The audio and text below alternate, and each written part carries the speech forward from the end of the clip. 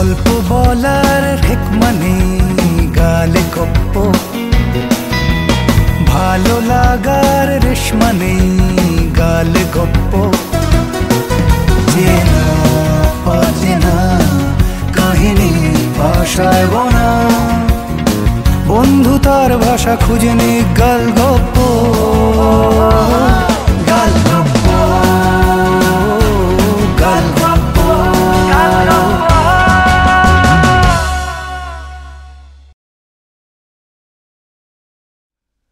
গালগপ্পে নিয়মিত শোনাবো চেনা অচেনা মন ছুঁয়ে যাওয়া রোমাঞ্চকর সব গল্প। কিন্তু আপনাকে ছাড়া আসর তো জমবে না, তাই আপনাকে চাই, তোমাকে চাই, তোকে তো চাই আষ্টে পিষ্টে। সাবস্ক্রাইব করে বেল আইকনটা ক্লিক করে দিলেই মেতে উঠবো গালগপ্পে, সবাই একসঙ্গে। গালগপ্প।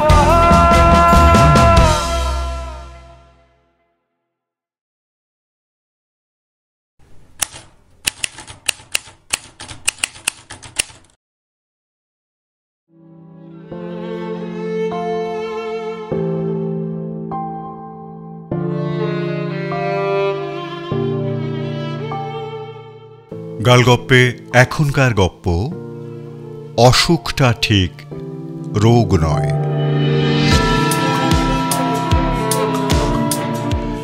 রচনা উপাসনা রায় চট্টোপাধ্যায়,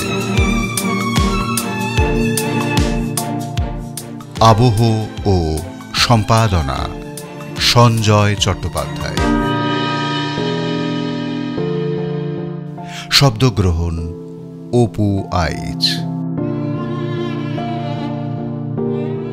সামগ্রিক পরিকল্পনায় আমি দীপঙ্কর। শুনছেন অসুখটা ঠিক রোগ নয়।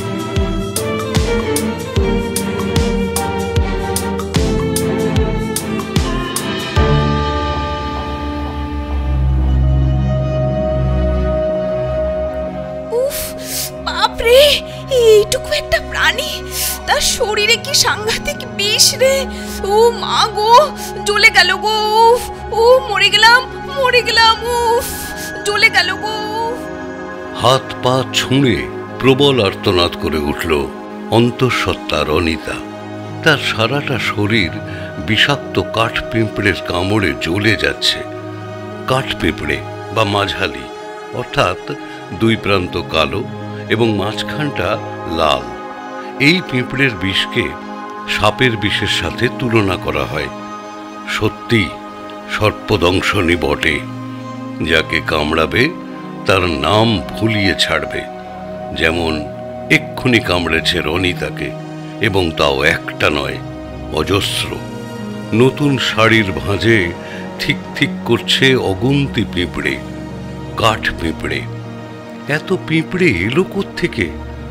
তাও আবার শাড়ির ভাঁজে। উফ, সারা শরীর জ্বলে যাচ্ছে রনিতার। শরীর তার এমনি ভালো নেই এখন। 5 মাসের প্রেগন্যান্সি চলছে রনিতার। জ্বালার প্রকোপ সহ্য করতে না পেরে পাগলের মতো শরীর থেকে সমস্ত আবরণ, শাড়ি, সায়া, ব্লাউজ, অন্তর্বাস ছড়িয়ে ছুঁড়ে বিছানার উপর ফেলে দিল রনিতা। তারপর ছুটে চলে গেল ওয়াশরুমে। দেখল বাথটাবটা খালি রয়েছে, ভর্তি করার সময় নেই এখন। রনিতা ফুল ফোর্সে শাওয়ার খুলে দাঁড়িয়ে পড়ল। গতিময় জলধারায় ধুয়ে বেরিয়ে যাচ্ছে সার সার পিঁপড়ের শাড়ি। সাদা মার্বেলের মেঝের রং বদলে হয়ে গিয়েছে কালো এবং লাল। দেখে মনে হচ্ছে কিলবিল করে নড়ছে সেই রঙের দলাগুলি। ঠান্ডা জলের ছোঁয়ায় জ্বালার প্রকোপটা কমছে কি সামান্য? বোধহয় না। সারা শরীর ফুলে ঢোল হয়ে লাল হয়ে উঠেছে রনিতা। অসহ্য যন্ত্রণা হচ্ছে। গায়ে কোনো মতে একটা তোয়ালে জড়িয়ে নিয়ে টলতে টলতে বাথরুম থেকে বেরিয়ে এসে বিছানার উপর ধপাস করে বসে পড়ল রনিতা। কামড়ের জায়গাগুলো কটকট করছে ভীষণ। কি হলো রনি? কি গো, তুমি এখনো রেডি হয়ে উঠতে পারলে না? এ কি, ভেজা গায়ে তোয়ালে জড়িয়ে বসে আছো কেন? সকালে তো স্নান করেছিলে, আবার স্নান করলে যে? আর এভাবে বসেই বা আছো কেন? কি হয়েছে? ঘরে ঢুকে রনিতার ওই অবস্থা দেখে চোখ কপালে উঠে যায় পলাশের। পলাশকে দেখেই দৌড়ে গিয়ে তাকে আঁকড়ে ধরে রনিতা। কাঁদতে কাঁদতে জড়িয়ে জড়িয়ে কি যেন সব বলার চেষ্টা করতে থাকে। এদিকে পলাশ তো বুঝতে পারছে না কিছুই। সে তার স্ত্রীর এমন দশা দেখে রীতিমতো ভীত। হতভম্ব স্বরে এসে জিজ্ঞাসা করে, কি হলো রনি? কি হয়েছে? তুমি এমন করছো কেন? তোমার কি পেটের যন্ত্রণা করছে? কি কষ্ট হচ্ছে বলো আমায়। পিঁপড়ে পিঁপড়ে পিঁপড়ে, উফ উফ, পিঁপড়ে। পিঁপড়ে মানে? কই, কোথায় পিঁপড়ে পেলে তুমি? অনেক পিঁপড়ে পলাশ, বিশ্বাস করো আমার ছেকে ধরেছিল পিঁপড়েগুলো। এই দেখো কিভাবে সারা গায়ে কামড়ে দিচ্ছে আমায়। উফ, আবার তুমি এসব উল্টোপাল্টা চিন্তা করছো তো? আমি কিন্তু ভীষণ রেগে যাবো রনি। কি মুশকিল, চলো তো আমায় দেখাও দেখি কোথায় পিঁপড়ে। আমি আমি উল্টো পাল্টা ভাবছি, তোমার তাই মনে হলো পলাশ? কেন আমায় তুমি বিশ্বাস করছো না গো? কেন করছো না? তোমার কি মনে হয় বলো তো, আমি কি মিথ্যে কথা বলছি তোমায়? নাটক করছি আমি? আমি এমনি এমনি এত ভয় পেয়েছি বলে মনে হচ্ছে তোমার? আর এই যে দেখো দেখো, ভালো করে দেখো, এই কামড়ের দাগগুলো, এগুলো কিসের তাহলে বলো? কিভাবে এগুলো এলো বলো? আচ্ছা আচ্ছা মানছি, তুমি আগে একটু শান্ত হতো দেখি। বসো বসো এখানে। জল খাবে? দেবো? না। তাহলে এবার বলো তো ঠিক কি হয়েছে? কোথায় রয়েছে এত পিঁপড়ে? আবার কাঁদতে শুরু করলো রনিতা। কাঁদতে কাঁদতেই সংক্ষেপে ঘটনাটা গুছিয়ে বলল। পলাশ তো সব শুনে একেবারে হতবাক। শাড়ির ভাঁজে পিঁপড়ে, তাও আবার অত পিঁপড়ে একসাথে! বলে কি রনিতা? সে স্ত্রীর মাথায় হাত বুলিয়ে দিয়ে বলে, তুমি একদম শান্ত হয়ে বসো তো দেখি, আমি এক্ষুনি অয়েন্টমেন্ট লাগিয়ে দিচ্ছি। ইস, দাগড়া দাগড়া হয়ে গেছে সারাটা হাত, পিঠ। আমি সব পিঁপড়ে তাড়িয়ে দেবো, তুমি একদম চিন্তা করো না। ওভাবে নখ দিও না, দেখছো না ছড়ে যাচ্ছে, ইনফেকশন হয়ে যাবে তো। এদিকে জ্বালা যন্ত্রণার চোটে ততক্ষণে চোখে সর্ষে ফুল দেখতে শুরু করে দিয়েছিল রনিতা। যন্ত্রণা ক্লিষ্ট মুখে কোনো রকমে বলল, এই এত পিঁপড়ে কোত্থেকে এলো বলো তো? তাও কিনা আবার নতুন শাড়ির মধ্যে। এই শাড়িটা তো আমি আজই ভাঙলাম। পলাশ বলল, আমার কি মনে হয় বলো তো, পলি জামা কাপড় কেচে ছাদের দড়িতে মেলে দেয় তো। চারিদিকে গাছপালা রয়েছে, ডালপালা ছাদে এসে পড়ে। কোনো গাছে হয়তো পিঁপড়ের বাসা আছে, সেখান থেকেই দড়ি বেয়ে পিঁপড়ে তোমার জামা কাপড়ে ঢুকেছিল। ওই তুলে আনা শুকনো জামা কাপড়গুলোর ওপর তোমার শাড়িটা রেখেছিলে আলমারি থেকে বার করে, তাতেই ওরা তোমার শাড়ির ভাঁজে ঢুকেছে। আরে তোমায় এক্ষুনি বললাম না যে নতুন শাড়ি ভেঙে পড়েছিলাম আমি? শাড়িটা যে প্যাকেটে মোড়া ছিল। এখানে জামা কাপড় মেলার প্রশ্ন আসছে কোথা থেকে? ও হ্যাঁ, তাই তো। কোথায় ছিল তোমার এই নতুন শাড়িটা? কোথায় রেখেছিলে? কোথায় আবার? নতুন জামা কাপড় কিনে আনলে যেখানে রাখা হয় সেখানেই ছিল, আলমারির ভেতরে। আমি আলমারি থেকে বার করে পড়েছি, কোনো জামা কাপড়ের স্তূপের উপরে রাখিনি। পলাশ চুপ করে কিছুক্ষণ ধরে কি একটা ভাবলো, তারপর বলল, ও বুঝেছি। কি বুঝেছো? আসলে কি বলতো, আমার মনে হয় আলমারির ভেতরটা তো ঠান্ডা, ওরা ঠান্ডা জায়গায় থাকতে বেশি পছন্দ করে, সেখানে সূর্যের আলো ঢোকে না। ক্লান্ত স্বরে রনিতা বলে, তাই বলি এত পিঁপড়ে একসাথে? এটা কোনোদিনও সম্ভব? তুমি নিজেই বলো। ঢুকবে কোথা দিয়ে আলমারির ভেতরে? আর তুমি এক্ষুনি যা বললে ছাদের দড়িতে জামা কাপড় মেলা ছিল, সেখান থেকে এসেছে, এটাও কি সম্ভব? কটা পিঁপড়ে একসাথে আসতে পারে বলো? 20টা 30টা, তার বেশি নয় নিশ্চয়। পলাশ বলল, আচ্ছা তুমি আর ওসব নিয়ে অত ভেবো না তো, চলো আগে ডাক্তারবাবুর কাছ থেকে ঘুরে আসি। আমি এক্ষুনি অয়েন্টমেন্টের টিউবটা নিয়ে আসছি, জ্বালা একদম কমে যাবে তোমার। তারপর কিন্তু আর 1 মিনিটও দেরি করা যাবে না। দেখো এমনিতেই অনেক লেট হয়ে গেছে আমাদের, তারপর অনেকটা রাস্তা যেতে হবে। রাস্তায় কোথায় জ্যামে ফাঁসবো তার কোনো ঠিক আছে? চলো চলো চলো, ওঠো। আগে আমরা ঘুরে তো আসি, তারপর আমি তোমার আলমারির ভেতরটা খুব ভালো করে চেক করব। যদি ভিতরে জামা কাপড়ে পিঁপড়ে ধরে থাকে তাহলে তোমার অন্যান্য জামা কাপড়ও থাকবে, আমি সব বার করে রোদ্দুরে দেবো। রনিতা আঁতকে ওঠে। বলো কি, সব জামা কাপড়ের ভেতরে পিঁপড়ে? তার মানে আলমারির ভেতরে ওরা বাসা করেছে? কি সর্বনাশ! কি হবে তাহলে এবার? আরে বাবা, তোমার কোনো ভয় নেই, বলছি তো কিচ্ছু হবে না, আমি সব পরিষ্কার করব, তুমি একদম চিন্তা করো না। কিন্তু তোমাকেও তো পিঁপড়ে কামড়ে দেবে। না, কিছু হবে না, আমায় কোনো পিঁপড়ে কামড়াবে না। অত ছোট ছোট প্রাণীকে কেউ ভয় পায় নাকি? বাচ্চারাও ভয় পায় না। আচ্ছা, তুমি নিজেই ভাবো, বিয়ের ঠিক পরপরই তোমায় কত বড় একটা কুকুর কামড়েছিল, কতগুলো ইঞ্জেকশন নিতে হয়েছিল, কি ভোগাটাই না ভুগেছিলে, কিন্তু তখন তো তুমি কই একটু ভয় পাওনি। কত ব্রেভ গার্ল তুমি। তাহলে পিঁপড়েকে কেউ এত ভয় পায় নাকি? ওরা কিচ্ছু করবে না, তোমার করার ক্ষমতাই নেই ওদের। আমার উপর ভরসা রাখো তুমি।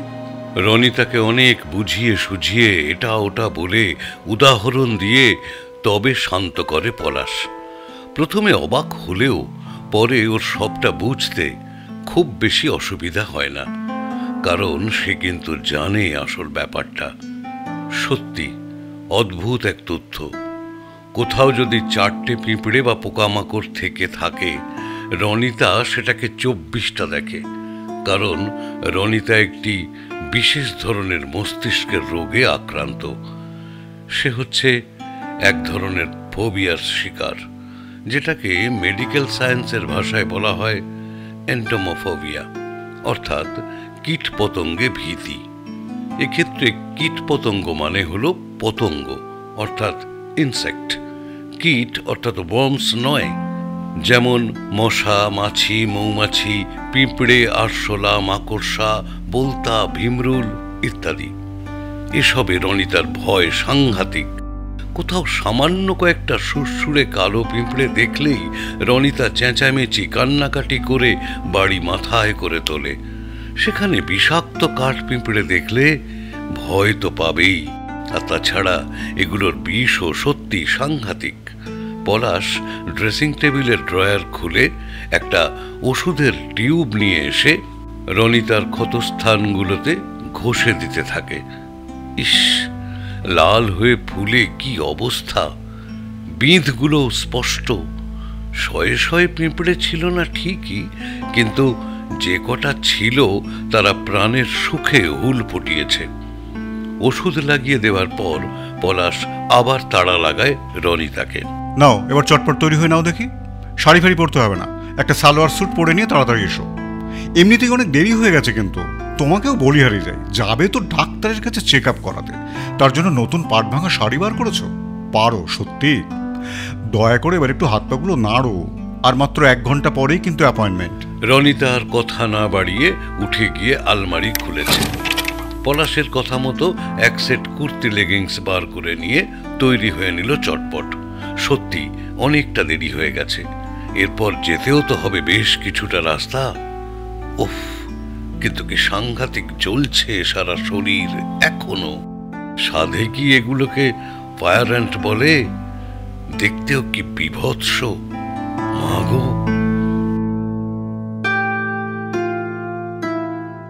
পলাশ অবশ্য বিয়ের আগে থেকেই রনিতার এই ব্যাপারটা জানতো, কিন্তু এটা জানা সত্ত্বেও সে রনিতাকে বিয়ে করতে অস্বীকার করেনি। এবং রনিতার পরিবার সবচেয়ে বেশি কৃতজ্ঞ এই ঘটনায় যে পলাশ একা নয়, পলাশের বাবা প্রমথবাবু, মা শিপ্রা দেবী ছাড়াও পলাশের বোন, ভগ্নিপতি কারোরই ব্যাপারটায় কোনো রকম আপত্তি ছিল না। আপত্তি করা তো দূরে থাক, বরং পলাশের মা পাকা দেখার দিন বলেছিলেন, পোকামাকড় দেখলে কে না ভয় পায় আর কেই না ঘেন্না পায়, তবে কেউ একটু বেশি আর কেউ একটু কম, এই তো ব্যাপার। তো এতে আবার দোষের কি? আর এটা কোনো রোগই নয়। পলাশের বাবা যোগ করেছিলেন, বিলক্ষণ বিলক্ষণ, আমারও সেটাই কথা। এটা কোনো ব্যাপারই না, এসব নিয়ে আপনারা একদম দুশ্চিন্তা করবেন না। এত ভালো মেয়ে আপনাদের রনিতা, কত ভালো লেখাপড়ায়, আমরা তো ভাগ্য করে এমন বৌমা পাচ্ছি। আর পলাশের তো কথাই নেই। সে প্রথমেই, অর্থাৎ তার বাবা মা বলার আগে, সে নিজেই তার হবু শ্বশুর শাশুড়িকে বলেছিল। দেখুন, এটা আমার কাছে কোনো ফ্যাক্টরি নয়। ইনফ্যাক্ট ফোবিয়া তো শতকরা 90% লোকেরই থাকে, কারণ পোকামাকড় আর যাই হোক দেখতে তো মোটেই ভালো নয়। এই বলে নিজের রসিকতায় নিজেই হো হো করে হেসে উঠেছিল পলাশ। তা এহেন কথাবার্তা শোনার পর রনিতার মা রূপা দেবী ও বাবা সুদীপবাবু বুঝতে পারেন যে তাঁদের মেয়ে রনিতাই শুধু ভাগ্য করে স্বামী শ্বশুর শাশুড়ি পাচ্ছে না, সাথে তারা নিজেরাও ভাগ্য করে এমন জামাই ও বেয়াই বেয়ান পাচ্ছেন। ফলে বিয়ে হয়ে গেল নির্বিঘ্নেই। প্রথম দিকে অবশ্য ব্যাপারটাকে সত্যিই আমল দিতে চায়নি পলাশ, বা বিশেষ মাথা ঘামাননি প্রমথবাবু, শিপ্রা দেবীও। কিন্তু হলে কি হবে, যত দিন যেতে লাগলো ক্রমশ এই ব্যাপারটায় উত্তক্ত হয়ে উঠতে লাগলেন সকলে। সামান্য মশা দেখলেই রনিতার দাঁতে দাঁত লেগে যাওয়ার জোগাড় হয়। রনিতা কিন্তু বুঝতে পারে যে তার স্বামী, শ্বশুর এবং শাশুড়ি ছাড়াও তার ননদ ও নন্দাইও খুব সহযোগিতা করেন তার সাথে। তারা কখনোই বিষয়টা নিয়ে রনিতাকে ঘাঁটান না, কোনো প্রশ্ন করেন না, বা অন্যান্য আত্মীয় স্বজনদেরও এই বিষয়টা নিয়ে তারা কিছুই জানাতে যাননি। এজন্য রনিতার কৃতজ্ঞতারও শেষ নেই তাদের সকলের কাছে। কিন্তু একটা সময়ের পর বোধহয় প্রমথবাবু আর শিপ্রা দেবী মানিয়ে নিতে পারছিলেন না তাদের পুত্রবধূর সাথে। তাই একরকম জোর করেই ছেলে আর ছেলের বউকে অনেক বুঝিয়ে সুঝিয়ে তাঁরা চলে যান হাওড়ায় প্রমথবাবুর পৈতৃক বাড়িতে। পলাশ আর রনিতা তাদের কাজকর্মের জন্য কলকাতায় ভবানীপুরের ফ্ল্যাটেই রয়ে যায়। এই মুহূর্তে রনিতা অন্তঃসত্ত্বা বলে তার মা রূপা দেবী মাঝে মাঝেই আসেন, এসে মেয়ে জামাইয়ের সাথে কদিন থেকে আবার চলে যান। কিন্তু একটা ব্যাপার তাঁর অবাক লাগে, সেটা হলো রনিতার এই পোকামাকড়ে ভয় জিনিসটা কিন্তু একদম ছোট থেকে ছিল না ওর মধ্যে, বা থাকলেও তখন অতটা বোঝা যায়নি। ক্রমশ যত বড় হতে লাগলো রনিতা, ততই জিনিসটা বোঝা যেতে শুরু করে। প্রথম প্রথম রূপাদেবী ভাবতেন ছেলে মানুষ, তাই হয়তো ভয় পাচ্ছে। রনিতার বাবা সুদীপবাবুরও একই ধারণা ছিল। কিন্তু একটা সময়ের পর যখন অস্বাভাবিকতাটা বোঝা গেল, তখন তাঁরা মেয়েকে নিয়ে গিয়েছিলেন সাইকিয়াট্রিস্টের কাছে। কাউন্সেলিংয়ের একটা কোর্সও করানো হয়, তাতে কাজও হয় কিছুটা। কিন্তু ইদানিং তাঁরা খবর পেয়েছেন যে তাঁদের মেয়ে রনিতার মধ্যে এই ভয়টা আবার ভীষণভাবে চাগাড় দিয়ে উঠেছে। এটা কি প্রেগন্যান্সির জন্য হচ্ছে? আসলে এই সময়ে তো অনেক হবু মায়েদের নানান ধরনের মানসিক সমস্যা হয়েই থাকে। প্রিপার্টাম ডিপ্রেশন, তারপরে বেবি জন্মানোর পরেও তো নাকি হয় সমস্যা, সেটাকে আবার বলে পোস্টপার্টাম ডিপ্রেশন। কথাগুলো রূপার মনে এসেছে বেশ কয়েকবার। তাই তিনি তার জামাই পলাশকে প্রায় অনেকবারই বলেছেন মেয়েকে আবার মনোরোগ বিশেষজ্ঞের কাছে নিয়ে যাওয়ার জন্য। কিন্তু পলাশ প্রতিবারই এটা ওটা বলে এড়িয়ে গেছে। এইটাই খুব অবাক লাগছে রূপার। পলাশ কি ব্যাপারটার গভীরতা বুঝতে চায় না? একজন শিক্ষিত ছেলে হয়ে কি করে এমনটা করতে পারে পলাশ? বিয়ের আগে তো পলাশকে একজন অতি দায়িত্ববান ছেলে বলেই মনে হয়েছিল।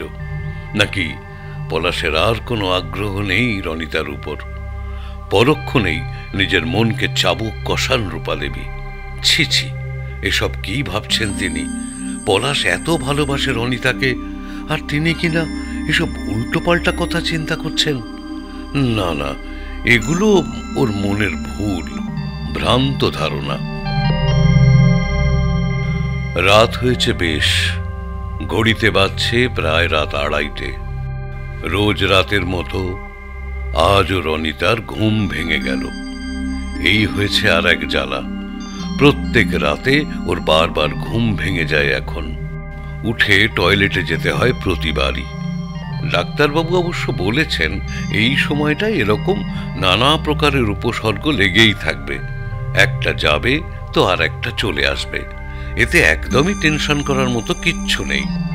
এখন শোয়া থেকে উঠতে বেশ কষ্ট হয় রনিতার, বিশেষ করে দীর্ঘ সময় শুয়ে থাকার পর উঠতে গেলে প্রাণ বেরিয়ে যায়, কোমরে খুব লাগে।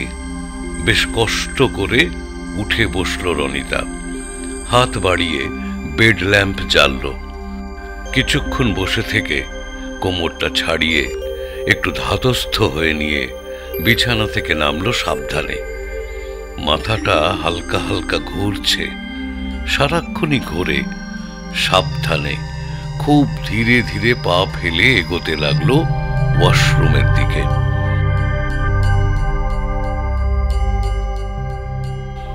এখন বাথরুমটা সব সময়ই ফ্লোর ওয়াইপারের সাহায্যে শুকনো করে রাখে পলি। ঠিকে মেয়ে পলির ওপর তেমনই নির্দেশ দেওয়া আছে। রনিতা ওয়াশরুমের আলোটা জ্বেলে দরজা ঠেলে ভিতরে ঢুকল। মাথাটা এখনো ঘুরছে, বেশ গরমও লাগছে। এই হয়েছে আর এক জ্বালা, যখন তখন সাংঘাতিক গরম লাগে, ঘাম হয়। এগিয়ে গিয়ে বেসিনের কল খুলল রনিতা। আজলা ভরে জল নিয়ে দুটো চোখ বুজে সবে ছেটাতে যাবে, অমনি কানের কাছে বোরিং নাকি? চমকে উঠল রনিতা। হাত দিয়ে কানের কাছে কয়েকবার ঝাপটা মারল, ভালো করে চোখে মুখে জল ছেটালো। তখনই ঘুম চোখে দেখতে পেল ওর গলার কাছে কি একটা যেন চলে বেড়াচ্ছে। একটা সুরসুরে অনুভূতিও হচ্ছে। তীব্র আতঙ্কে হাত দিয়ে এক ঝটকা মারল সেটাকে। জিনিসটা কিন্তু মাটিতে পড়ল না, উড়ে গিয়ে বসলো সামনের দেয়ালে। একটা খুদে আরশোলা, মাঝারির থেকেও ছোট, কিন্তু সে যতই ছোট হোক না কেন রনিতার অন্তরাত্মা কাঁপিয়ে দেওয়ার পক্ষে যথেষ্ট। হালকা খয়েরি রঙের শিশু পতঙ্গটিকে দেখে যখন কাঠের মতো একধারে দাঁড়িয়ে গেছে রনিতা, ঠিক তখনই টের পেল ওর পা বেয়ে বেয়ে কি যেন সব উঠছে। রনিতা দিগ্ভ্রান্তের মতো কোমরের ওপর বসে পড়ে নিজের দুই পায়ের ওপর হ্যান্ড শাওয়ার চালিয়ে দিল। গতিময় জলের ধারায় ঠিক আগের দিনের মতোই ধুয়ে বেরিয়ে যাচ্ছে অজস্র কুচো কুচো আরশোলার ছানা। গা গুলিয়ে উঠছে রনিতার, পেট মুচড়ে বমি উঠে আসছে। প্রায় এমনই একটি ঘটনা রনিতা দেখেছিল একটা হরর মুভিতে। কি যেন সিনেমাটার নাম? কি যেন হ্যাঁ, মনে পড়েছে, রাজ 3, সানি লিওন, হিমেশ রেশমিয়া অভিনীত রাজ 3। বিয়ে একদম পাকা হয়ে যাওয়ার পরপরই পলাশ আর রনিতা একদিন সিডি প্লেয়ার চালিয়ে দেখেছিল সিনেমাটা রনিতাদের বাড়িতে বসে। পলাশই এনেছিল সিডিটা, কিন্তু ওই সিনটা, বেসিনের ঝাঁঝরি থেকে ঝাঁকে ঝাঁকে আরশোলা উঠে আসছে এবং ছেঁকে ধরছে সানি লিওনকে। ওহ, ওটা দেখার পরই রনিতা নাক মুখ চাপা দিয়ে দৌড়েছিল বাথরুমে। সিনেমাটা পলাশও প্রথমবার দেখছিল। সে জানত না সিনেমাটায় এমন একটি দৃশ্য রয়েছে। তাই সে বারবার করে রনিতা, রূপা দেবী আর সুদীপ বাবুর কাছে ক্ষমাও চেয়েছিল। এই মুহূর্তেও রনিতার পেট মুচড়ে বমি উঠে এলো। রড ধরে উঠে দাঁড়িয়ে গিয়ে ফের বেসিনের কাছে গিয়ে দাঁড়ালো রনিতা। এক হাতে শক্ত করে রড ধরে কোমর ঝুঁকিয়ে দমকে দমকে বমি করতে লাগলো সে। এদিকে ততক্ষণে শব্দে জেগে গেছে পলাশ। সে তাড়াতাড়ি উঠে বাথরুমের দরজার বাইরে থেকে ডাকতে থাকে স্ত্রীকে। এই কি গো, কি হলো? তোমার কি শরীর খারাপ লাগছে না কি গো? কতবার বলেছি তো তোমাকে এই সময় দরজা ভিতর থেকে একদম লক করবে না। খোলো, এক্ষুনি খোলো দরজাটা। রনিতা যখন প্রাণটুকু নিয়ে বাথরুম থেকে বেরিয়ে আসতে পারল, তখন তার চেহারা হয়েছে ঝোড়ো কাকের মতো। বিধ্বস্ত শরীরটা কোনো রকমে বয়ে নিয়ে গিয়ে ধপাস করে বিছানায় বসে পড়ে রনিতা। তার কাছে ছুটে গেল পলাশ। স্ত্রীকে আঁকড়ে ধরে বারবার জিজ্ঞাসা করতে লাগলো, কি হলো রনি? কি হয়েছে? শরীর খারাপ লাগছে তোমার? এমন করছো কেন তুমি?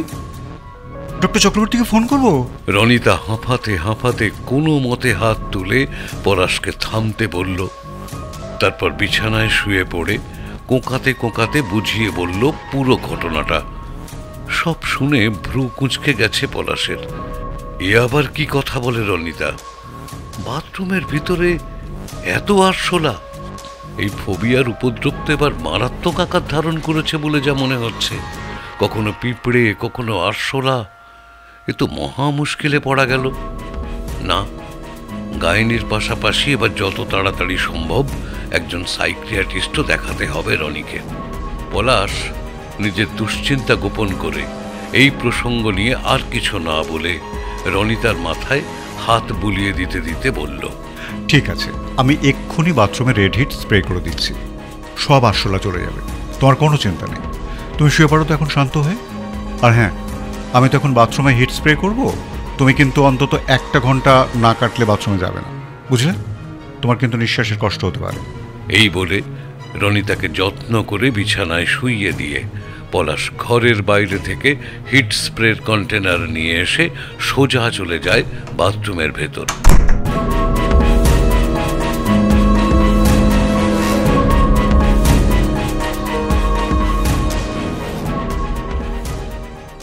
রনিতার প্রেগন্যান্সির 7টা মাস দেখতে দেখতে শেষ হওয়ার মুখে।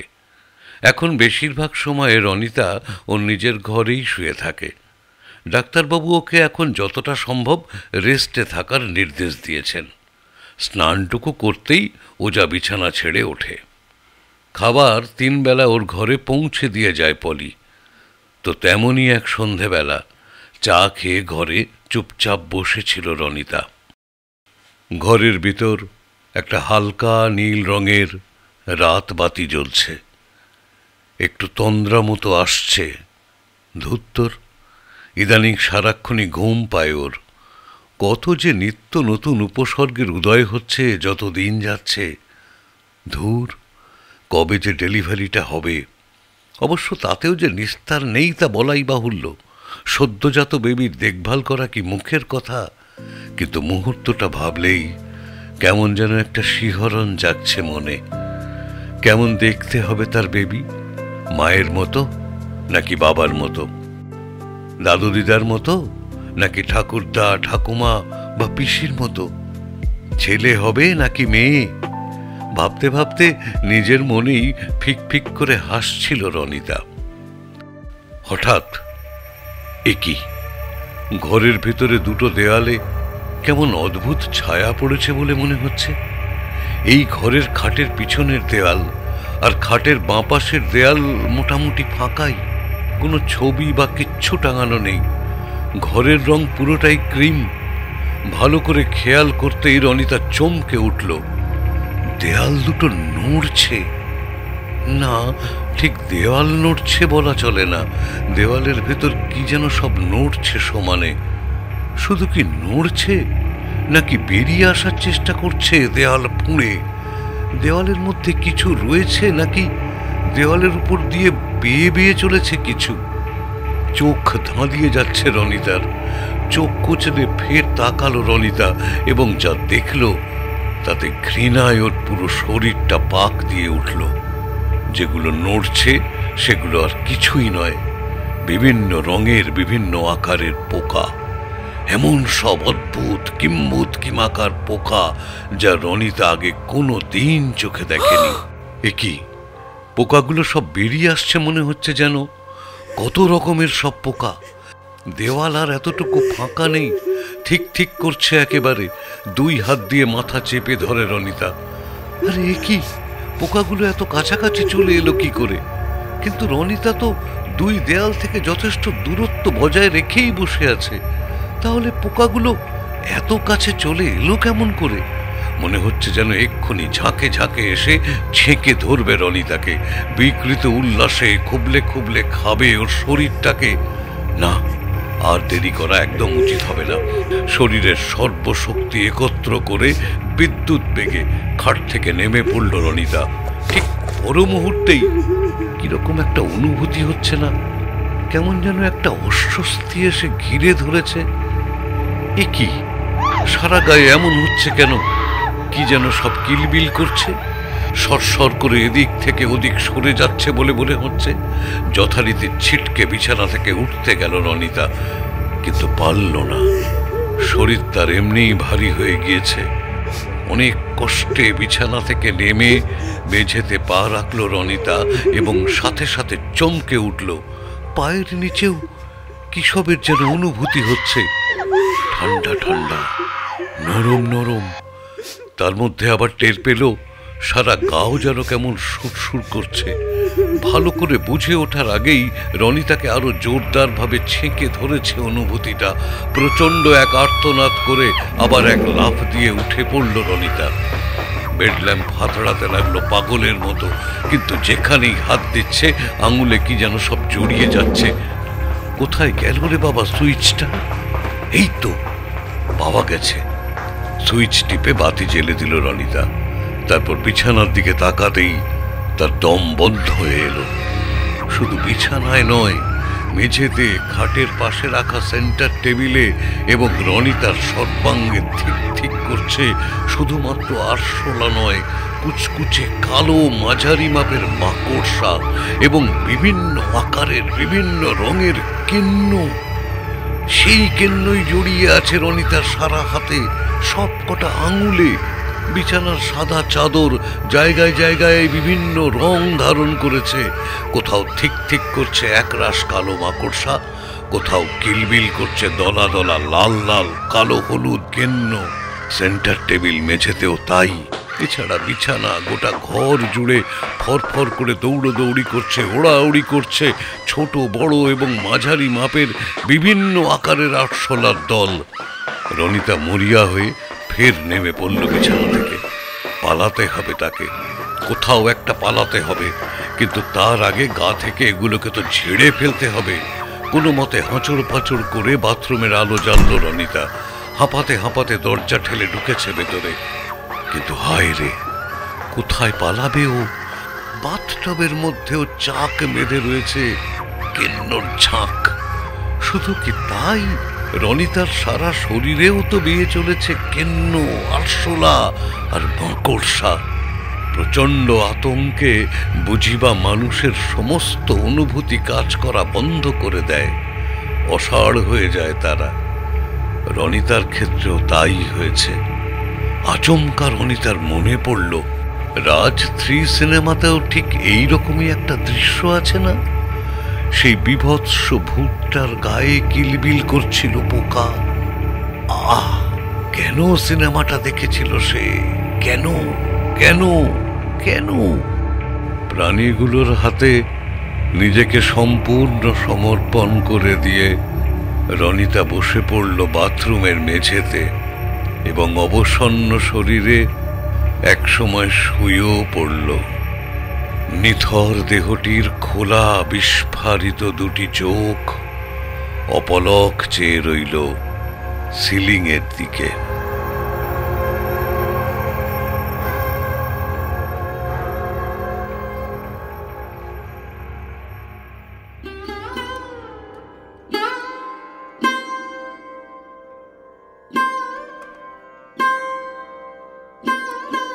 ড্রয়িং রুমে বসে আছেন রনিতার বাবা মা। সুদীপবাবু একমাত্র সন্তানের শোকে জীবন্ত পাথর হয়ে গেছেন। রূপা জ্ঞান হারাচ্ছেন থেকে থেকে, আর পলাশের অবস্থা তো কহতব্য নয়। 2 হাতের মুঠোয় নিজের চুল খামছে ধরছে একবার, দেওয়ালে মাথা ঠুকতে যাচ্ছে একবার, পরমুহূর্তে হাত পা ছেড়ে দিয়ে শুয়ে পড়ছে। তাকে সামলাতে হিমশিম খাচ্ছে তার বোনের স্বামী অনুপম। এদিকে প্রমথবাবু আর শিপ্রা দেবীর অবস্থাও বলার মতো নয়। এক নাগাড়ে কেঁদেই চলেছেন শিপ্রা দেবী। মাঝে মাঝে ডুকরে উঠছেন আর বলছেন, লক্ষ্মী চলে গেল ঘর থেকে। আয় ভগবান, এ তোমার কেমন বিচার? কেন আমাদের এত বড় সর্বনাশ করলে ঠাকুর? কেন করলে বলো? আজ তোমায় উত্তর দিতেই হবে। কেন আমার ঘরের লক্ষ্মীকে কেড়ে নিলে মা তুমি? অবশ্যই দোষ আমারই। আমি আমার ঘরের লক্ষ্মীর কদর বুঝতে পারিনি।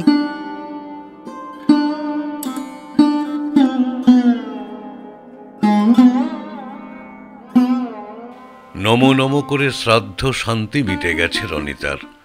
কাজে কর্মে যদিও কোনো নিয়মই বাদ দেয়নি পলাশ। একরকম অকাল মৃত্যুই তো হয়েছে তার। পলাশের পরিবারের কেউই ভাবতে পারেননি যে রনিতার রোগটা এতখানি বাড়াবাড়ির পর্যায়ে চলে যাবে। মেয়েটা কিনা শেষকালে মরেই গেল, একেবারে মরেই গেল। শ্রাদ্ধ শান্তি নিয়মভঙ্গ সব কিছু মিটে যাওয়ার পর আত্মীয় স্বজনরা একে একে সকলেই বিদায় নিয়েছেন। রয়ে গেছে শুধু পলাশের ছোট বোন, আর আছেন প্রমথবাবু ও শিপ্রা দেবী। তাঁরা এখন কিছুদিন ছেলের কাছে থাকবেন, কারণ ছেলের এখনো পাগল পাগল অবস্থা। সেই রাত্রে পলাশ নিজের ঘরে শুতে চলে গেলে শিপ্রা দেবী এসে বসলেন স্বামীর পাশে। প্রমথবাবু খবরের কাগজ পড়ছিলেন। তাদের মেয়েও সেখানে বসে মোবাইলে কিছু একটা করছিল। আর চোখে তাকালেন স্ত্রীর দিকে, গলা ঝেড়ে বললেন, কি হলো, কিছু বলবে? শিপ্রা দেবী সোজাসুজি তাকান প্রমথবাবুর দিকে। হ্যাঁ, বলবো তো বটেই, আর কি বলবো তা বোধহয় তুমি খুব ভালো করেই আন্দাজ করতে পারছো। কি ঠিক বলছি তো? তুমি ঠিক কি বলতে চাইছো বলো তো শিবু। সবটা জেনে সবটা বুঝেও কিচ্ছু না জানার, কিচ্ছু না বোঝার ভান করো না। উত্তরে প্রমথবাবু কিছু বলেন না, চুপ করে থাকেন। শিপ্রা আবার বললেন, কি হলো, কিছু বলছো না কেন? কি ভাবছো তুমি? চুপ করে আছো যে বড়, চুপ করে থাকলেই সব মিটে গেল, তাই তো? প্রমথবাবুকে এবার একটু অসহায় দেখায়। তিনি একবার তাঁর স্ত্রীর চোখের দিকে সোজা তাকিয়ে পর মুহূর্তেই আবার চোখ নামিয়ে নেন। খানিকক্ষণ চুপ করে থেকে অসহায় কণ্ঠেই তিনি বলেন, শিবু, তুমি ওসব কথা আর ভুলেও কখনো মনে এনো না, একদম ভেবো না ওসব। ওই অভিশাপ আমাদের জীবন থেকে অনেক আগেই মুছে গেছে। ধরে না ওই সময়টা আমাদের দুজনেরই জীবনে একটা দুঃস্বপ্ন ছিল। সেই দুঃস্বপ্ন অনেক আগেই ভেঙে গেছে। শিপ্রা ফুঁসে উঠলেন এবার। অশিক্ষিতের মতন কথা বলবে না একদম। কি ভাবছো বলো তো তুমি? কয়েকটা ফিলোসফিক্যাল ডায়লগ উগরে দিয়েই তুমি সমস্ত কিছুর ঊর্ধ্বে চলে গেলে। রোগ কোনো অভিশাপ নয়, চিকিৎসা না করালে রোগ সারে না, আর এটাই বাস্তব। তুমি জানো না সেটা? প্রমথবাবু জানেন, সব জানেন, সব বোঝেন, আর ঠিক সেই কারণেই তো ভয়ে সিঁটিয়ে গেছেন আজ। তবে কি শিপ্রার কথাটাই ঠিক? প্রমথবাবুর মাথা ঘুরছিল, আর কিছু ভাবতে পারছিলেন না তিনি। না না না না না না, এটা অসম্ভব ব্যাপার, একেবারে অসম্ভব। এটা কখনো হতেই পারে না, কোনোদিনই এরকম কোনো ব্যাপার ছিল না। বাচ্চাদের যখন তখন নানা ধরনের মতিগতি হয়েই থাকে, হরেক দুষ্টু বুদ্ধি গজায় ওদের মাথায়। ওটা চিন্তা করার মতো কোনো কিচ্ছু নয়, কোনো ব্যাপারই নয়। শিপ্রা যাই বলুক না কেন, এসব কথা সম্পূর্ণ ভিত্তিহীন। প্রাণপণে নিজেকে বোঝাতে চেষ্টা করছেন প্রমথবাবু, কিন্তু বোঝাতে পারছেন কই? শিপ্রা চুপচাপ দাঁড়িয়ে এক দৃষ্টে তাকিয়েছিলেন স্বামীর দিকে। সেটা খেয়াল করলেন প্রমথবাবু। কি বলতে চান তাঁর স্ত্রী? শিপ্রা কি প্রমথবাবুকে দোষী সাব্যস্ত করছেন? মেয়ে এতক্ষণ চুপ করেছিল, এবার বলল, বাবা, কথাটা যে আমার মাথায় আসেনি এমনটা কিন্তু নয়। কি বলতে চাইছিস বলতো তুই? আমি কিন্তু সত্যিই তোর কথার মাথা মুন্ডু কিচ্ছু বুঝতে পারছি না এখনো। তোর বাবা সব জেনে সবটা বুঝেও এখন বোকা সাজছে শিমুল। আমি কি বলতে চাইছি যেটা না বোঝার মতো বোকা তুমি কখনোই নও বাবা। চিকিৎসা না করালে রোগ সারে না, আর এটাই বাস্তব। তপ করে জ্বলে উঠলেন প্রমথবাবু, দাঁতে দাঁত চেপে বললেন, তবে শুনে রাখো শিবু, সম্পূর্ণ দোষী কখনোই একা আমি নই, সমানভাবে দোষী তুমিও। হ্যাঁ হ্যাঁ হ্যাঁ হ্যাঁ, তুমিও। মুহূর্তে ব্লটিং পেপারের মতো সাদা ফ্যাকাশে হয়ে যায় শিপ্রার মুখ। তাঁর কি উচিত ছিল তবে? ছেলের বিয়ে না দেওয়া? তিনি নিজেও কি কখনো ভেবেছিলেন যে তাঁদের কপালেও এত ছিল? এই বয়সে এসে তাঁদের এমন দুর্দিন দেখতে হবে?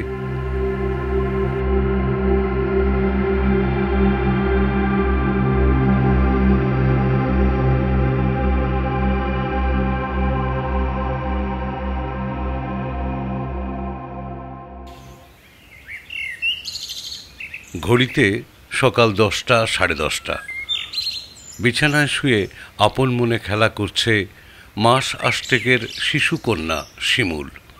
তাকে দেখাশোনা করেন যে ভদ্রমহিলা, তিনি বোধহয় কিচেনে শিমুলের খাবার তৈরি করায় ব্যস্ত ছিলেন।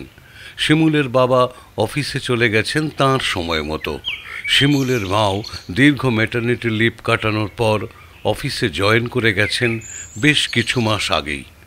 বাড়িতে সারাদিন থাকেন, রান্না করেন এক ভদ্রমহিলা, রমলা মাসি। শিমুলকে দেখাশোনা করার ন্যানি তনুকাদি, আর শিমুলের প্রায় বৃদ্ধা ঠাকুমা। ঠিকে কাজ করার ভদ্রমহিলাও কাজ সেরে বেরিয়ে গেছে এই একটু আগেই। সব দিক দেখে শুনে নিয়েই পা টিপে টিপে শিমুলের কাছে উপস্থিত হলো শিমুলের বছর 7 বয়সী দাদা। আজ কোনো কারণে তার স্কুল ছুটি রয়েছে। বোন যে ঘরে শুয়ে আছে সেই ঘরে ঢুকে আরও একবার সতর্ক দৃষ্টিতে এদিক ওদিক দেখে নেয় সে। তারপর সুযোগ বুঝে হাফ প্যান্টের পকেট থেকে বার করে একটা কিছু দলা। ওদিকে তনুকাদি খাবার বানাতে বানাতে রমলাদির সাথে গল্প করছিলেন টুকটাক। ঠাকুমা নিজের ঘরে বসে নাতনির জন্য সোয়েটার বোনায় মগ্ন। ঠিক এমন সময় বাচ্চার ঘর থেকে ভেসে আসতে লাগলো কেমন একটা চাপা গোঙানির শব্দ। তনুকা আর রমলা একবার একে অপরের দিকে তাকিয়ে হাতের কাজ ফেলে ছুটে গেলেন সেদিকে।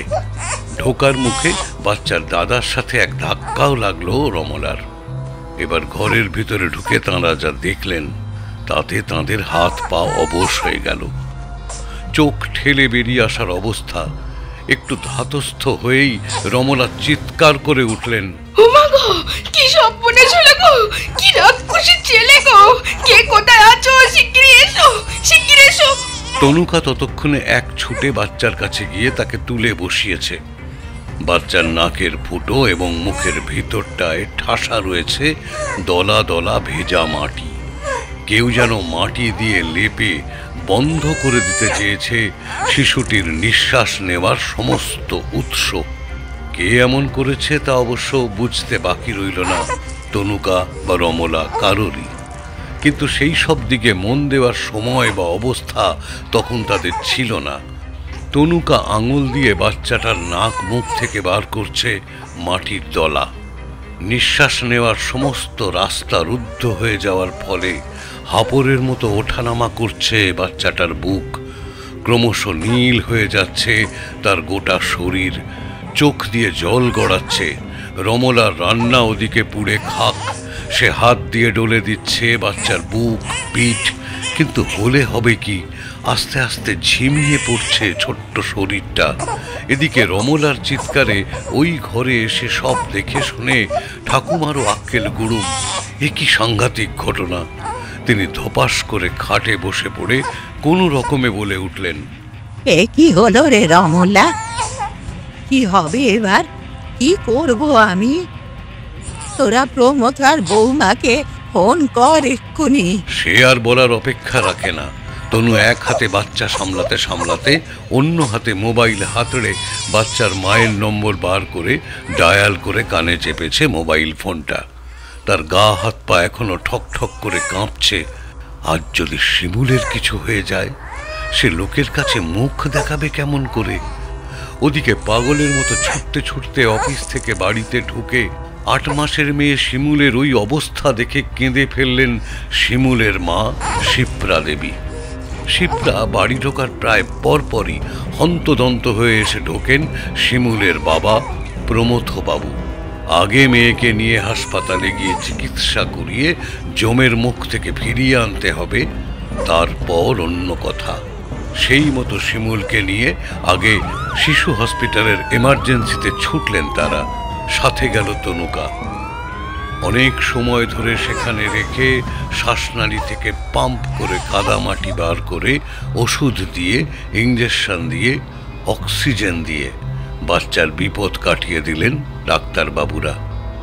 আরও কিছুক্ষণ অবজারভেশনে রেখে সম্পূর্ণ বিপন্মুক্ত করে তারপর তাকে রিলিজ দেওয়া হলো প্রায় গভীর রাত্রে। থমথমে মুখে গাড়ি করে ফিরতে ফিরতে শিমুলের বাবা মা নিজেদের মধ্যে আলোচনা করে নিলেন কিছু। পিছনের সিটে তখন শিমুলকে তোয়ালেতে জড়িয়ে নিয়ে বসে আছে তনু। রাত 12টা 12:30 নাগাদ বাড়ি ফিরে ছেলে পলাশকে ঘুম থেকে ঠেলে তুললেন প্রমথবাবু। ঘুম চোখে উঠে বসে কিছু বুঝে ওঠার আগেই বাবার হাতের এক প্রবল থাপ্পড় খেয়ে ছিটকে খাটের এক কোণ থেকে আর এক কোণে গিয়ে পড়ল পলাশ। তার গায়ের জামায় তখনও লেগে আছে কাদা মাটির অবশিষ্ট। সেদিন আর রমলা বাড়ি যায়নি, এখানেই রয়ে গেছে। পরবর্তী ঘটনা রমলার মুখ থেকেই শোনা গেল।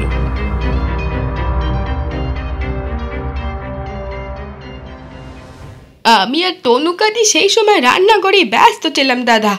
মেয়ে তো ঘরে ঘুমোচ্ছিল। তনুকাদি ওর চারধারে বালিশ টালিশ দিয়ে ঘিরে রান্নাঘরে এসে ওর ভাতটা মিক্সিতে পেস্ট করছিল। এমন সময় হঠাৎ শুনি মেয়ের ঘর থেকে কেমন যেন একটা গো গো শব্দ আসছে। আমরা দুজনায় দৌড়ে ঘরে গিয়ে দেখি এই অবস্থা। আর তোমাদের গুণধর ছেলে আমাদের দেখেই একেবারে ভো দৌড়তে পালালো। ছেলে তো ছাদে গিয়ে লুইকেছিল। পরে ছাদে যা দেখি ট্যাঙ্কির নিচে সে চুপ মেরি বসে আছে। আর যা ভেবেছি তাই, ছাদে রাখা টবগুলোর মধ্যে থেকে একটাই খাবলা করে মাটি তোলা। ইস, বোঝো কি রাক্ষসে ছেলে। শুনতে শুনতে মাথা আরো গরম হয়ে যাচ্ছিল প্রমথবাবুর। রমলা বলেই চলেছে, তারপর ওরে টানতি টানতি নিচে নাইমে এনে ঘরে আটকে রেখেছিলাম। শিমুলের ঠাকুমা এতক্ষণ চুপ করেছিলেন, এবারে বললেন, এমনিতেই ওর মাথার বিস্তর ব্যারাম আছে। অনেক দিন ধরেই আমি সেটা বলছি তোদের। তোরা হচ্ছিস গিয়ে বাবা মা, তোদের ছেলে। তোরা যেমন ভালো বুঝবি তেমনই তো করবি। তা সেখানে তো আর আমি বলার কেউ নই। তবে একটা কথা ভেবে দেখেছিস কি কখনো? আমিও তো তার ঠাকুমা নাকি? শুধু মুধু আমি আমার নাতির নামে এমন আজে বাজে কথা বলতে যাবই বা কেন বলতো? তোরা সারা দিন বাড়ি থাকিস না, কিছুই দেখিস না, কিছুই শুনিস না। তোদের ছেলের মধ্যে অনেক অস্বাভাবিকতা আছে রে। স্কুলে যেতে চায় না, নিচে পার্কে যায় না, খেলাধুলো করে না। শিমুলের জন্মের পর তো আরোই যেন বিগড়ে গেছে। মায়ের মুখে এই সব কথা শুনে প্রমথবাবু গম্ভীর হয়ে গেলেন আরো। থমথমে মুখে মাকে জিজ্ঞাসা করলেন, তুমি ঠিক কি বলতে চাইছো মা? প্রমথবাবুর মা ঠান্ডা গলায় বলেন, আমি কি বলতে চাইছি তা তো তোদের না বোঝার কথা নয় রে। শিমুলের প্রতি ওর বীতশ্রদ্ধতা অনেক আগেই আমার নজরে এসেছিল। আমি প্রথমে ভেবেছিলাম যে বাচ্চা ছেলে, হঠাৎ একটা ছোট বোন চলে আসায় হিংসার চোটে বুঝি অমন করছে। কিন্তু ক্রমশ যখন আমি ওর আচরণে অস্বাভাবিকতা খেয়াল করলাম, তারপর থেকে তো হাজার দিন তোদের বলেছি যে ছেলেকে ডাক্তার দেখা। আমি জানি আজ হয়তো তুই আর শিপ্রা আমাকেই দুষবি যে আমি বাড়িতে থাকা সত্ত্বেও এমন একটা ঘটনা ঘটে কি করে। কিন্তু তোদের বলে রাখি, আমি তো আর তোদের ছেলের ওপরে গোয়েন্দাগিরি করার ভার নিয়ে বসে নেই। তোরাই বল না, আর যেটা হলো সেটা কি স্বাভাবিক? হ্যাঁ, এটা ঠিক যে পরে একটা ভাই বা বোন এলে অনেক বাচ্চারই হিংসে হয়, মেনে নিতেও অসুবিধা হয়। তাই বলে এমন ভয়ঙ্কর ঘটনার কথা আগে শুনেছিস কখনো? তনুকাও এবার গলা মেলালো। হ্যাঁ মামা, আমিও অনেকদিন ধরেই বলবো ভাবছিলাম, কিন্তু সাহস পাচ্ছিলাম না। পলাশ বড্ড অবাধ্য হয়ে যাচ্ছে দিনকে দিন। সেদিন স্কুল যাবে না বলে এমন বায়না ধরলো যে কি বলি। আমি আর রমলা মাসি জোর করলেই বলে কিনা ওকে বেশি জোর করলে ও নাকি শিমুলকে ব্যালকনি থেকে নিচে ফেলে দেবে। আঁতকে উঠলেন শিপ্রা। কি বলছিস কি তুই? কই, আগে তুই এসব কথা আমাদের বলিসনি কখনো। তনুকা গজগজ করে। দেখো মামি, আমার কাজ হলো শিমুলের দেখাশোনা করা। তোমার ছেলের ব্যাপারে নজরদারি করে আমি করবোটা কি? তবে একটা কথা না বলেও পারলাম না, দিদা একদম ঠিক কথাই বলেছে। তোমাদের ওই ছেলে কিন্তু একটা বদ্ধ পাগল। ওমা, ও কি কথা তনু? মানছি তোকে রাখা হয়েছে শিমুলের দেখাশোনা করার জন্য, তাই বলে পলাশ কোনো অসভ্যতা করলে সেটা তুই খেয়াল করবি না, জানাবি না আমাদের? রমলা কথা কেড়ে নিল। অসভ্যতা বলে অসভ্যতা কেন? সেদিনের কথাটা বল না তনু। নিচের ফ্ল্যাটের মিনু বৌদি এলো তার বাচ্চা ছেলে কোলে করে। ইস, তার সাথে কি ব্যাপারটাই না করলো রে বাপ রে বাপ। ওই বেয়াদব ছেলেখানা। প্রমথবাবুর চোয়াল শক্ত হয়ে গেছে। কঠিন স্বরে জিজ্ঞাসা করলেন, পলাশ কি করেছে মিনুর সাথে? আবার মুখ খুললেন প্রমথবাবুর মা। অসন্তুষ্ট মুখে বলেন, তোদের ছেলের পক্ষে যা করা সম্ভব ও তাই করেছে। মিনু এসেছিল আমার সাথে একটু দেখা করতে, ওর ছেলেটাকে কোলে নিয়ে। তা তোমাদের মূর্তিমান তখন ডিউজ বল নাকি ওই ছাতার মাথা বলে ওই নিয়ে গোটা ফ্ল্যাটে নৃত্য করে বেড়াচ্ছিলেন। মিনু ঘরের ভেতরে ঢুকতে না ঢুকতেই ওদের লক্ষ্য করে বলটা শটান ছুঁড়ে মারলো সেদিকে। ভাগ্য ভালো একটুর জন্য বাচ্চাটার গায়ে লাগেনি। আমিও তোদের কাউকে আর কিছু বলিনি, ভেবেছি ছেলে মানুষ না বুঝে হয়তো করে ফেলেছে, তোদের কিছু জানাইনি আর তাই। কিন্তু এখন মনে হচ্ছে যে তোদের ছেলে সম্পূর্ণ শয়তানি করেই এমন কাজটা করেছে। ভাবতো ওইটুকুনি বাচ্চাটার গায়ে ওই শক্ত ইটের মতন বলটা সপাটে গিয়ে লাগলে কি হতো বলতো। কথাটা শেষ হওয়ার পরই এবার শিপ্রা দেবীর একখানা চরম চড় এসে পড়ল পলাশের গালে। ইতিমধ্যে শিমুল ঘুম থেকে উঠে পড়েছে, তাকে এবার একটু কিছু খাইয়ে দিতে হয়। দুপুর থেকে না খেয়ে আছে মেয়ে, তাই শিমুলকে তার ঠাকুমার কাছে দিয়ে তনুকা ভিতরে কিচেনে চলে গেল বাচ্চার রাতের খাবারের বন্দোবস্ত করতে। শিমুলের ঠাকুমা শান্ত কণ্ঠে তাঁর পুত্র এবং পুত্রবধূকে বললেন, শেষবারের মতন বলছি তোদের, শোন, এটাই কিন্তু প্রথমবার নয়। আগেও বহুবার তোদের ছেলে নানাভাবে তার ওইটুকুনি ছোট বোনটার অনেক ক্ষতি করার চেষ্টা করেছে। প্রথম দিকে বাচ্চার বুদ্ধি ভেবে আমিও তেমন গুরুত্ব দিইনি ঠিকই, তবে এবার কিন্তু ব্যাপারটা নিয়ে সত্যি একটু ভাবনা চিন্তা করার সময় এসেছে, এই আমি বলে দিলাম। যাকগে, এবার দেখ, ছেলে তো যতই হোক তোদের, তা তোদের ছেলের বিষয়ে তোরা যা করা উচিত বলে মনে করবি তাই করবি।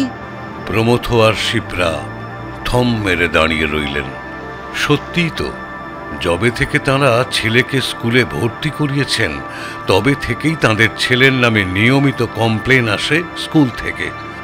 অন্য বাচ্চাদের মারধর, খিমচানো, চিমটি, ঘুষি, লাথি মারা ইত্যাদিতে সিদ্ধহস্ত তাদের গুণধর ছেলে। ক্লাস টিচার ডেকেছেন, এমনকি স্কুলের প্রিন্সিপাল অবধি ডেকে পাঠিয়েছেন। লজ্জায় মাথা কাটা গিয়েছে তাদের। আরও একটা অদ্ভুত ব্যাপার, প্রমথবাবু আর শিপ্রার এখন মনে হচ্ছে শিমুল যখন আসছে তখন থেকেই যেন আরো বেয়াড়া অবাধ্য হয়ে উঠেছে পলাশ। না, ব্যাপারটাকে বোধহয় তখন নিছক ছেলে মানুষের হিংসা ভেবে হালকা চালে নেওয়া একদমই উচিত হয়নি।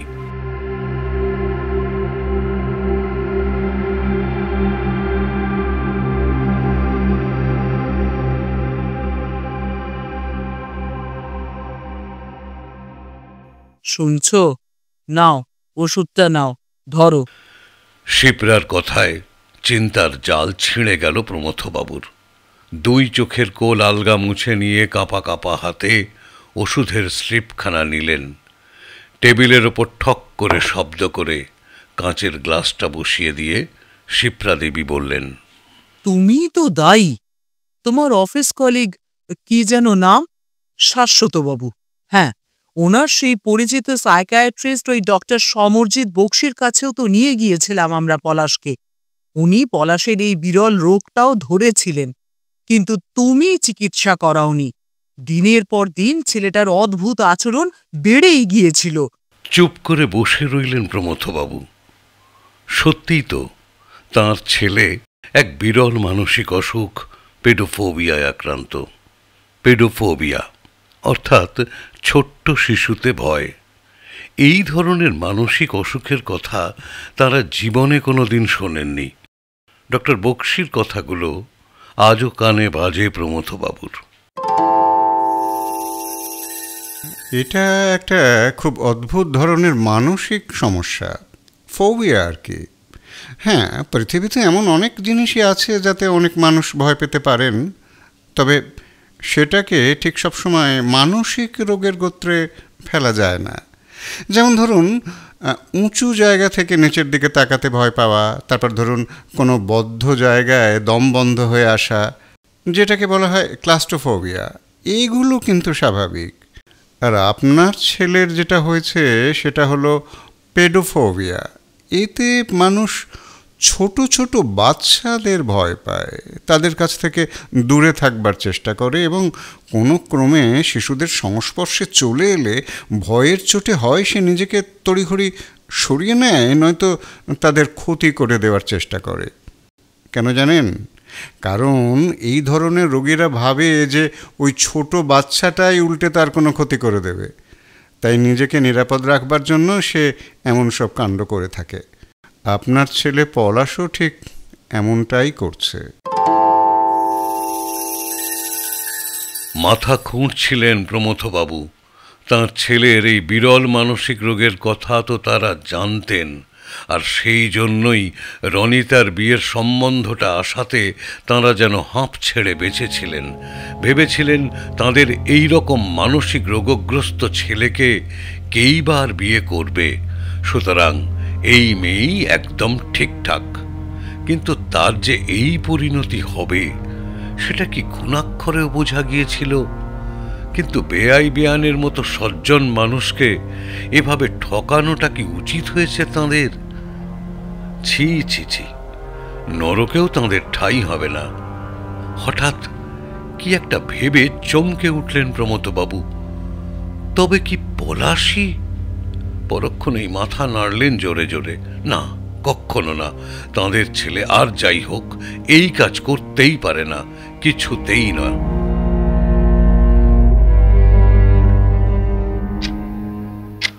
ঘড়িতে এখন রাত 2 কিংবা 2:15। এতক্ষণ একটানা ছটফট করে বিছানা ছেড়ে উঠে পড়ল পলাশ।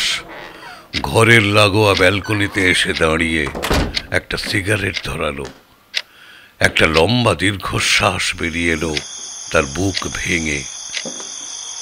রনিতাটা মরেই গেল, কিন্তু সে তো এমনটা চায়নি কখনো। এখান থেকেই পিছনের বাগানটা দেখা যাচ্ছে কিছুটা। সেদিকে তাকিয়ে থাকতে থাকতে পলাশ ভাবতে থাকে কথাগুলি। ওই বাগান থেকে কিছু পোকামাকড় জোগাড় করা কোনো ব্যাপারই ছিল না। আর স্টোর রুম থেকে গুটি কয়েক বিভিন্ন সাইজের আরশোলা আর মাকড়সা, ওগুলোকে ধরে একটা কৌটোর ভেতর ভরে রাখত পলাশ। ঠিক সময় বুঝে সবার অলক্ষ্যে একটা করে কৌটো বাথরুমে রেখে কৌটোর মুখটা আলগা করে খুলে রেখে আসত পলাশ। অবশ্য আম গাছ থেকে কাঠপিঁপড়ে ধরতে পলাশকে একটু বেগ পেতে হয়েছিল। আর রনিতার যদিও কীটে নয়, ভয়টা বিশেষ করে পতঙ্গে বলেই প্রথমে শুনেছিল পলাশ, কিন্তু পরে দেখেছিল যে যে কোনো পোকামাকড়কেই ভয় পায় রনিতা, আর কেন্নর মতো কদাকার প্রাণীকে কে না ভয় পায়। পলাশ তো চেয়েছিল রনিতা ভয় পেয়ে, ঘেন্না পেয়ে, দেহের ভারসাম্য হারিয়ে বাথরুমের মেঝেতে পা পিছলে পড়ে যাবে এবং পেটে আঘাত পাওয়ার দরুন তার গর্ভের শিশুটি ওখানেই শেষ হয়ে যাবে। এছাড়া যে পলাশের কোনো উপায় ছিল না, সে তো সত্যিই এক বিরল অসুখে আক্রান্ত। নিজের সহোদরা বোনকেও সে নির্দ্বিধায় মেরে ফেলতে গিয়েছিল। রনিতাকে ভয় দেখানোর পর পলাশ বাথরুমের ঝাঁঝরি সরিয়ে সমস্ত পোকা ওই হ্যান্ড শাওয়ারের সাহায্যেই গর্তের মধ্যে ফেলে ঝাঁঝরির মুখটা চেপে আটকে দিত। এছাড়া হিট স্প্রে তো ছিলই, তবে মোক্ষম চাল হিসেবে যে চালটা চেলেছিল পলাশ, সেটা হলো প্রজেক্টরের সাহায্যে রনিতাকে হ্যালুসিনেট করানো। ঘরের দুই কোণে দুটি মিনি পকেট প্রজেক্টর ফিট করে রেখেছিল পলাশ। এমনিতে তো ঘরের ভিতরে পোকামাকড়ের ঝাঁক ছাড়াই ছিল, তার উপরে প্রজেক্টর কাজ করল সোনায় সোহাগা হিসাবে। ওই প্রজেক্টরের সাহায্যে ঘরের দুটি দেয়ালে সে ফুটিয়ে তুলেছিল অজস্র পোকামাকড়ের দল। শুধু তাই নয়, সেই প্রজেক্টরে ছিল 3D ইমেজ সিস্টেম, যার থেকে খুব সহজেই পোকামাকড়ের ছবিগুলো হয়েছিল চলন্ত এবং অনেক বেশি জীবন্ত। দেখলে মনে হবে পোকাগুলো নড়ছে, চড়ছে, হেঁটে বেরিয়ে আসার চেষ্টা করছে। সোজা কথায় তৈরি করা হয়েছিল অপটিক্যাল ইলিউশন। ফলে রনিতারও দৃষ্টি বিভ্রম ঘটতে সময় লাগেনি। সে মনে ভেবেছিল অগুন্তি পোকামাকড়ের ঝাঁক এসে ঘিরে ধরেছে তার শোবার ঘরটায়। ফলত একজন এন্টোমোফোবিয়ায় আক্রান্ত ব্যক্তির সাথে যা ঘটা স্বাভাবিক, তাই ঘটেছে।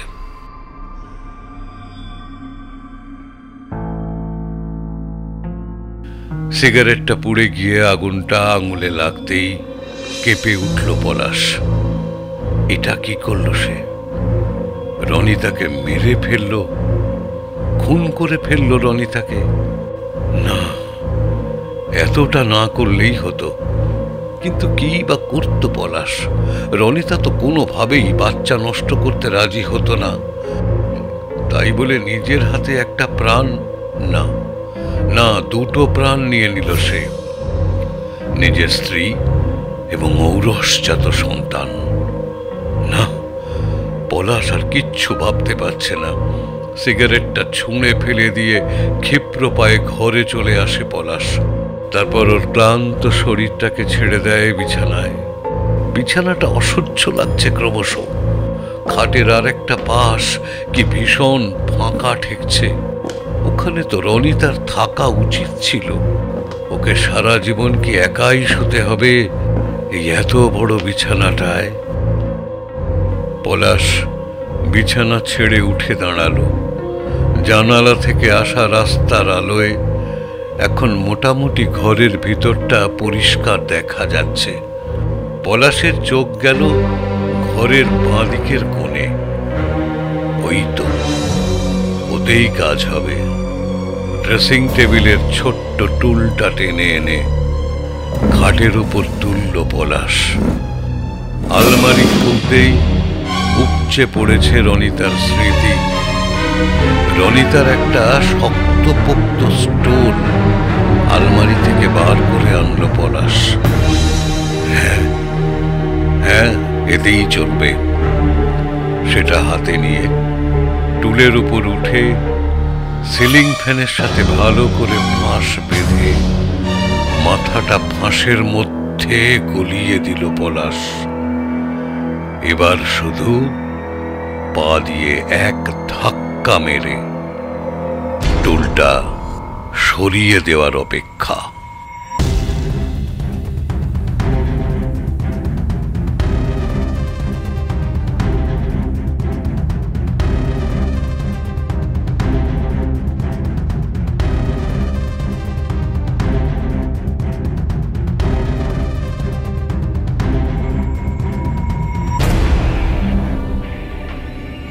শুনছিলেন অসুখটা ঠিক রোগ নয়। বিভিন্ন চরিত্রের সংলাপগুলো যারা বললাম, রনিতা, সঙ্গীতা, শিপ্রা দেবী ও ঠাকুমা অনন্যা, রমলা ও তনুকা পিয়ালি, শিমুল বর্ণালী, পলাশ ও প্রমথবাবুর সংলাপগুলো বলেছি আমি দীপঙ্কর, এবং গল্প পাঠে ছিল সঞ্জয়। গালগপ্পে আবার দেখা হবে পরের গল্প নিয়ে। সবাই খুব ভালো থাকুন, সঙ্গে থাকুন। নমস্কার। ও হ্যাঁ, কেমন লাগছে সেটা জানাবেন কিন্তু।